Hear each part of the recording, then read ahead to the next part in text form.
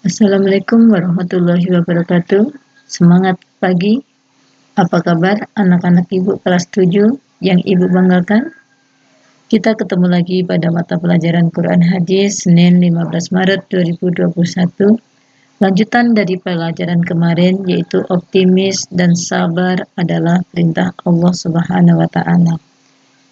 Kita sebagai manusia tentunya punya keinginan yang terbaik dalam kehidupan.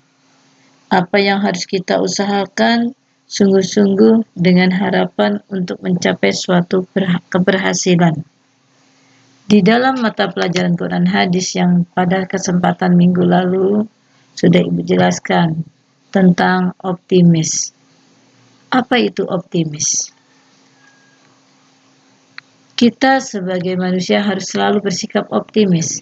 Apa itu optimis? Sikap optimis itu berasal dari bahasa Latin, Ibu pernah jelaskan, yaitu optima, yang artinya terbaik. Optimis adalah sikap selalu memiliki pengharapan yang baik dalam menghadapi segala hal. Jadi, kita sebagai pelajar, sebagai manusia, sebagai insan Allah, kita selalu optimis dalam menghadapi sesuatu. Optimis mempunyai pengharapan yang positif, sehingga mendorong kita untuk meraih kesuksesan. Kemudian, yang kedua adalah sabar. Sabar adalah segala sesuatu yang baik maupun yang buruk dengan ikhlas dan senang hati. Sabar itu merupakan pengendalian hawa nafsu dalam diri manusia. Sabar itu juga suatu kata yang mudah terucap tapi sulit untuk dilaksanakan.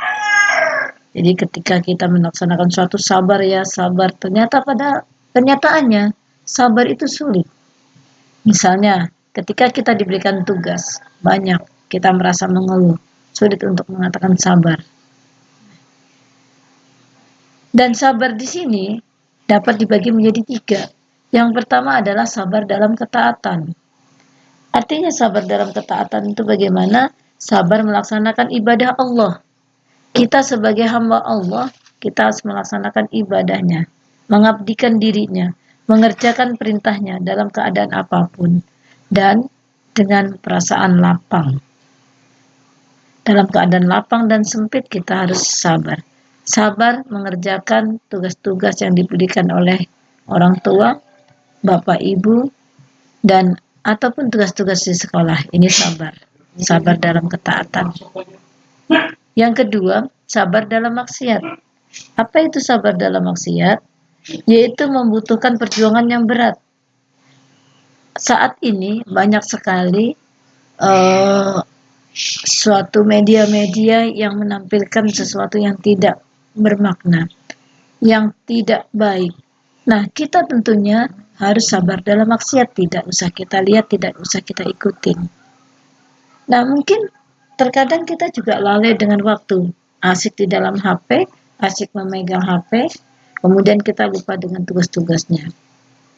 Karena di sana banyak sekali hal-hal yang tidak menyenangkan. Sabar dalam maksiat misalnya, melihat sesuatu yang tidak baik. Yang kedua, mencuri, atau mengajak teman untuk berbuat maksiat, melihat teman yang suka minum-minum atau jalan. Nah, ini harus kita sabar. Yang ketiga, sabar dalam musibah. Sabar dalam musibah ini bahwa Allah tetap uji kita dengan kesabaran. Misalnya, idza asobathu musibah, jika engkau terkena musibah, maka qalu innalillahi wa inna ilaihi raji'un. Ucapkanlah innalillahi wa inna ilaihi raji'un. Artinya sabar di sini untuk tidak mengeluh, tidak putus asa, tetap kembalikan kepada Allah. Sikap sabar itu akan memperoleh jiwa yang tangguh, tahan uji, dan dicintai oleh Allah Subhanahu wa taala. Anak-anakku yang Ibu banggakan, pada kesempatan minggu kemarin Ibu sudah jelaskan, yaitu surah Al-Balad ayat 1-10. Jadi, Ibu bacakan la uqsimu bihadzal balad, aku benar-benar bersumpah dengan kota ini Mekah, wa anta hillu bihadzal balad, dan Muhammad di tempat kota ini Mekah Muhammad itu dilahirkan, dan bapak demi bapak dan anaknya. Wa walidin ma walad. Ini dalam surah Al-Balad minggu kemarin sudah Ibu jelaskan. Dan pada kesempatan kali ini materi tentang optimis dan sabar selain membahas surah Al-Balad juga akan membahas surah Az-Zumar ayat 53 dan surah Al-Baqarah ayat 153. Baiklah, pada kesempatan kali ini kita akan membahas surah Az-Zumar ayat 53. Kita baca sama-sama, kalian buka LKS-nya. Bismillahirrahmanirrahim. Qul ya ibadiyalladzina asrafu, katakanlah hai hamba-hambaku yang melampaui batas, ala anfusihim, terhadap diri mereka sendiri. La taqnatu mir rahmatillah, dan janganlah kamu berputus asa dari rahmat Allah. Innallaha yaghfiru dzunuba jami'a, sesungguhnya Allah akan mengampuni dosa-dosa semuanya. Innahu huwal ghafurur rahim, sesungguhnya dialah yang maha pengampun lagi maha penyayang. Ibu ulang. Ayo kita simak sama-sama. Bismillahirrahmanirrahim. Qul ya ibadiyalladzina asrafu, katakanlah hai hamba-hambaku yang melampaui batas, ala anfusihim, terhadap diri mereka sendiri, la taqnatu mir rahmatillah, janganlah kamu berputus asa dari rahmat Allah. Innallaha yaghfiru dzunuba jami'a, sesungguhnya Allah mengampuni dosa-dosa semuanya. Innahu huwal ghafurur rahim, sesungguhnya dialah yang maha pengampun lagi maha penyayang. Makna yang terkandung pada ayat ini adalah, pertama, kita dilarang untuk berputus asa dari rahmat Allah. Kita dilarang menyerah, mengeluh dari rahmat Allah. Ketika kita mengerjakan sesuatu itu belum berhasil, maka kita tetap ikhtiar, tetap semangat, tidak boleh berputus asa. Yang kedua, Allah mengampuni dosa-dosa hambanya kecuali syirik. Dosa apapun akan diampuni oleh Allah kecuali dosa syirik.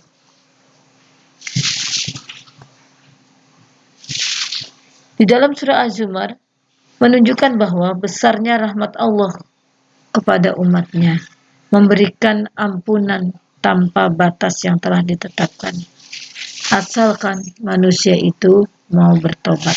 Ampunan yang sangat luas, karena Allah maha pengampun bagi siapapun, asalkan mereka mau bertobat.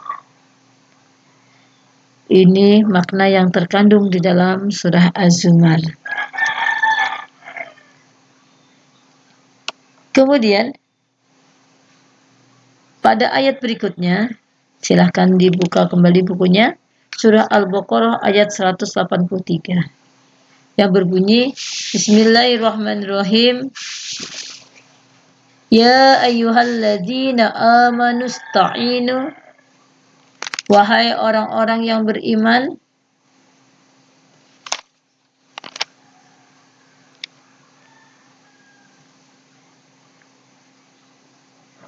bis-sabri was-shalah, jadikanlah sabar dan sholat, bis-sabri was-shalah, jadikanlah sabar dan sholat. Innallaha ma'as-sabirin, sesungguhnya Allah beserta dengan orang-orang yang sabar. Ibu ulang. Ya ayyuhalladzina amanu, wahai orang-orang yang beriman, ta'inu bis-sabri was-shalah, jadikanlah sabar dan sholat sebagai penolong kita. Ta'inu ini penolong. Innallaha ma'as-sabirin, sesungguhnya Allah itu beserta orang-orang yang sabar. Di dalam ayat ini mengatakan bahwa sabar dan sholat ini adalah perintah Allah Subhanahu wa ta'ala bagi umat Islam dan merupakan amal soleh bagi umat Islam. Iman merupakan pokok dalam setiap pribadi mukmin. Iman merupakan pengontrol perilaku sehari-hari terhadap segala yang kita kerjakan. Diiringi dengan tadi sabar. Tadi Ibu katakan bahwa sabar dalam ketaatan. Nah, berarti kita sabar dalam beribadah. Sedangkan sholat adalah induk dari segala ibadah. Kalau umat Islam, kalau kita tidak melaksanakan sholat, kita mau menyembah siapa? Bagaimana kita bersyukur kepada Allah? Bagaimana kita mengucapkan terima kasih kepada Allah ketika sholat saja kita tinggalkan? Wa ma khalaqtul jinna wal insa illa liya'budun. Allah tidak akan ciptakan jin dan manusia melainkan untuk menyembahnya. Mukmin yang sejati adalah mukmin yang berhasil melalui ujian yang diberikan Allah. Ujiannya apa? Yaitu tadi kita rajin melaksanakan sholat, kita rajin beribadah, kita rajin belajar, dan kita juga sabar dalam menerima musibah dan lain sebagainya. Pada pertemuan kali ini itulah yang Ibu sampaikan. Selanjutnya silahkan pelajari uji kompetensi bab optimis dan sabar, dijawab dulu karena minggu depan Ibu akan berikan soal-soal ujian atau soal-soal yang harus dikerjakan. Terima kasih. Assalamualaikum warahmatullahi wabarakatuh.